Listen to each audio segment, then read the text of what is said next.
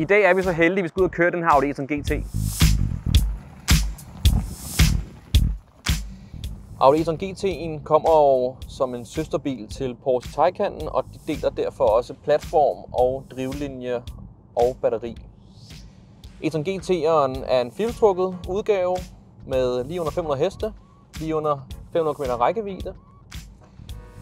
Du kan selvfølgelig få masser af udstyr, men heldigvis er den her udgave født med ret meget som standard. Her er der dog tilvalgt udstyr som f.eks. køl i sæderne, head-up display, Bang & Olufsen lydanlæg, elektriske forsæder, panoramaglasstag, bakkamera, adaptiv fartpilot med flere.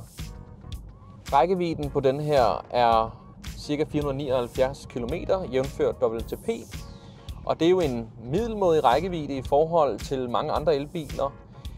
Men til gengæld så kører den på det, der hedder en 800 volts platform. Det vil sige, at den kan lade meget hurtigere end mange af de andre konkurrerende biler på markedet.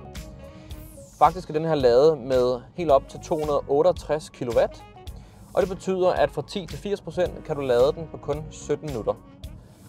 Og det er stort set det hurtigste overhovedet på markedet. Det her er jo Audis elektriske sportsvogn, og den har også lige under 500 hestekræfter, hvilket gør den 0-100 på 4,1 sekunder. Den har 2 elmotorer, hvilket giver den firehjulstræk. Samtidig har den også aktiv luftundervogn, og under det, der hedder Drive Select, når jeg vælger den over i Dynamic, så sænker den bilen, strammer op i affjedringen og gør speedresponsen meget hurtigere. Navnet e-tron GT kommer af, e-tron har Audi altid kaldt deres elektriske modeller, og GT er et navn, der betyder Grand Tourer. Det betyder, at det er en god bil til, der er sportslig, men på lange distancer. Og den her er også meget dynamisk, men også meget komfortabel samtidig, fordi du har en aktiv luftundervogn, som gør, uanset om jeg har behov for at tage det her sving meget hurtigt, eller køre hen over noget, eller køre på langtur, jamen så kan den finde ud af det hele, fordi den nemlig har en aktiv luftundervogn.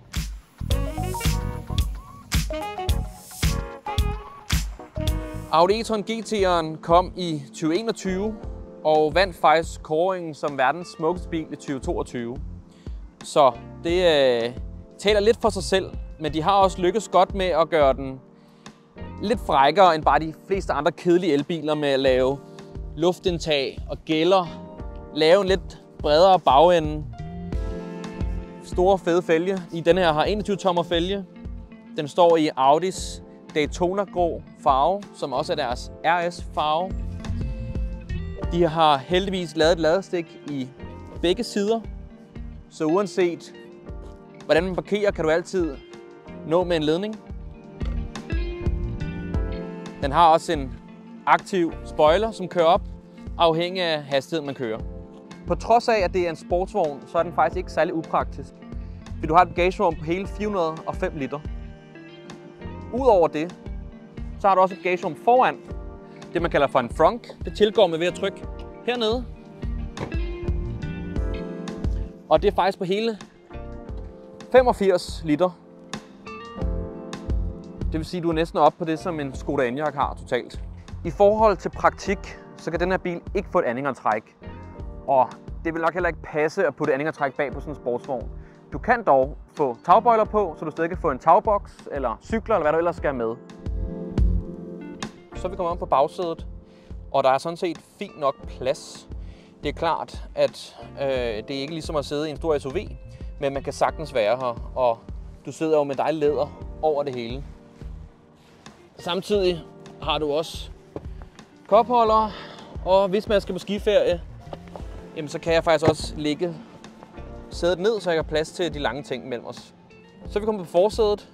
Det her er jo et dejligt sted at være. Der er jo igen læder overalt, Alcantara på dørene. Du har et fedt cockpit og en skærm, der vender mod en, der kører bilen. Du har det her sportsrat, der er fladt i bunden, og du har rent faktisk rigtige knapper, der kan rulle, og du kan trykke på. Det er en fornøjelse. En lille ekstra sjov ting ved den her bil, det er, at den rent faktisk har flere gear. Næsten alle andre elbiler har nemlig kun ét gear, og det gør den her er lidt unik sammen med sin søster Porsche Taycan. Den her har også et højhastighedsgear. Det betyder, at når du skal accelerere hårdt, så kører den i det lave gear, og lige snart du kommer op i høj fart, så putter den over i det høje gear. Det høje gear gør også, at den er mere økonomisk. Lad os lige samle op på det her. Plusserne. Udseendet. Vandt verdens smukkeste bil. Kabinen. Fyldt med luksus. Alcantara. Læder. Egenskaber. Det er en af de hurtigst ladende elbiler med helt op til 268 kW. Og alt samlet sammen, at den har en aktiv luftundervogn, gør bare, at du kan både få den sportslige fornemmelse, men også den komfortable på de lange ture. Selvfølgelig har alle biler også minuser. Er du over 1,80, så får du sværere ved at sidde på bagsædet. Den kan ikke få nogen anhængertræk, og rækkevidden er, middelmåde i forhold til standarden, men med så hurtig lynladning, så går den nok på de lange ture. Det var en kort gennemgang af Audi e-tron GT.